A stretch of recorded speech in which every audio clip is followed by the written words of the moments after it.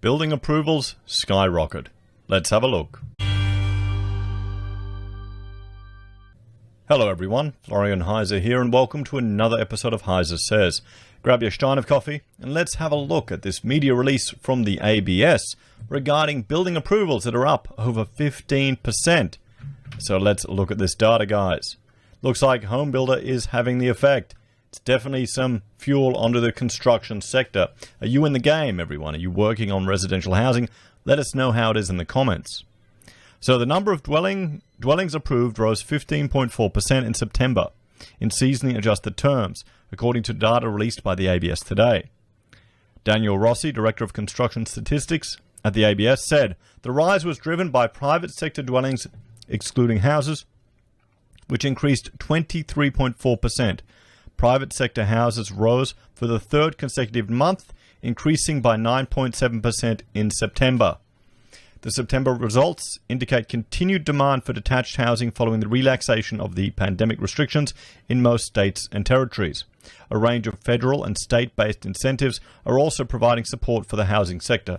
I think they're juicing up the housing sector, guys. Across the states and territories, dwelling approvals rose in WA 42.6%.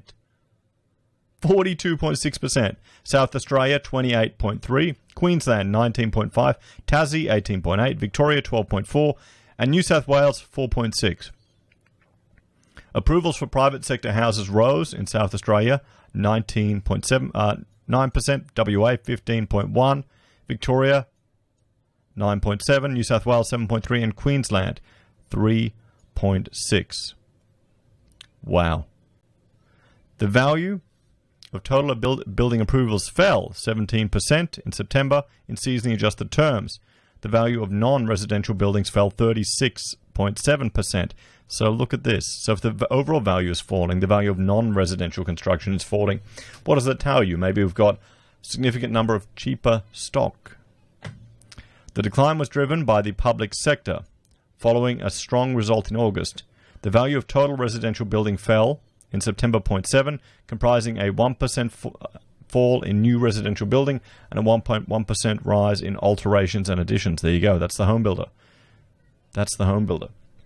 The market expectations, looking at trading economics, was an increase of 1.1% from TE, and the consensus was 1.3. So 15.4% is a tremendous surge. They've literally thrown it out of the park. So let's jump over here and have a look. Well, you know what? I'll just bring up the building approvals chart that I've updated there. You can see the blue line there, private sector houses. Look at that. Look at that growth. We're now over 10,000. So we're back at September 20, around about 2017 levels there. Right, there you go, everyone. Right near. Well, right after the apartment boom. Look at that boom there in apartments, guys. So we'll have a look here. Let's look at the September key figures. Total dwelling units approved was 15,827. So from August to September, it was up 15.4%. From September last year to this year, it was up 8.8%.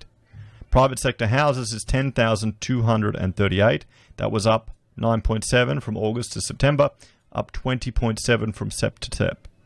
Private sector dwellings excluding houses was up 23.4% from August, but still down at the overall from year to year.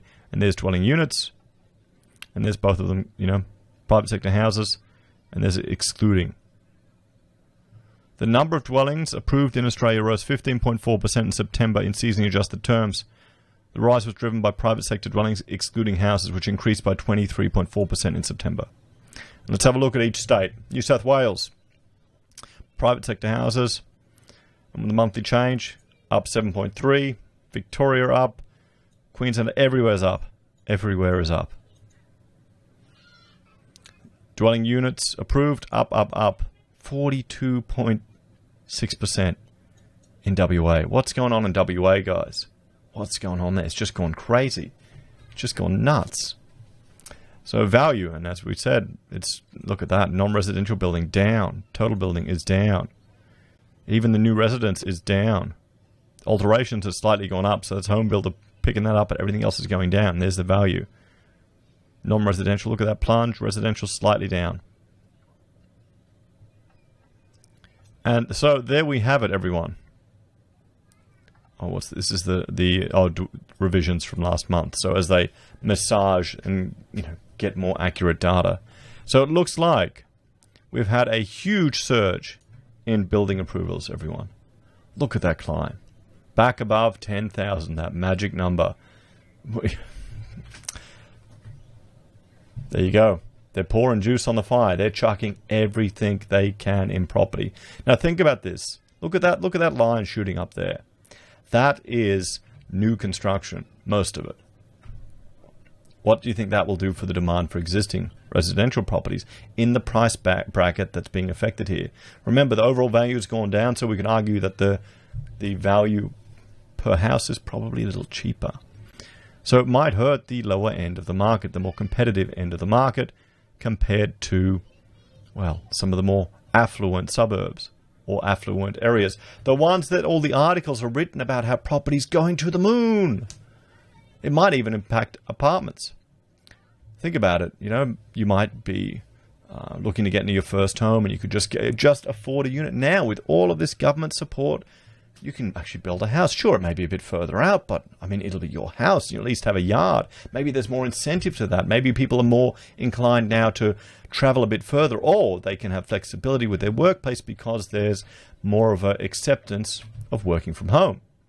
And maybe they've discovered the potential risk of being locked away at home and restricted from your travel just at the whim of our glorious leaders. And maybe they want to have a little bit of dirt just to roll around on themselves. So there we have it, everyone. A huge surge that can't be denied in construction. And I suspect that is really due to home builder. What do you all think? Are you working in the spec home sector, which most of these are going to be? How's it going? Is it overheating? Is it getting busy? What are time frames? And what's going to happen when the tap turns off? Remember, this all ends at the end of this year. What's going to happen when the tap ends, everyone? What's the pipeline looking like for next year? As always, please let me know your thoughts and opinions in the comments down below. Please like, share, and subscribe to the channel. If you're a fan and want to support the content I create here, there are a few ways you can. You can join the channel on YouTube or Patreon. You can support us using our affiliate links at Amazon, eBay, Independent Reserve, or Kucoin. You can buy merch from HeiseSays, use Gold Pass from the Perth Mint, or support us via PayPal. Take care, everyone. Have a great day, and I will see you all in the next episode.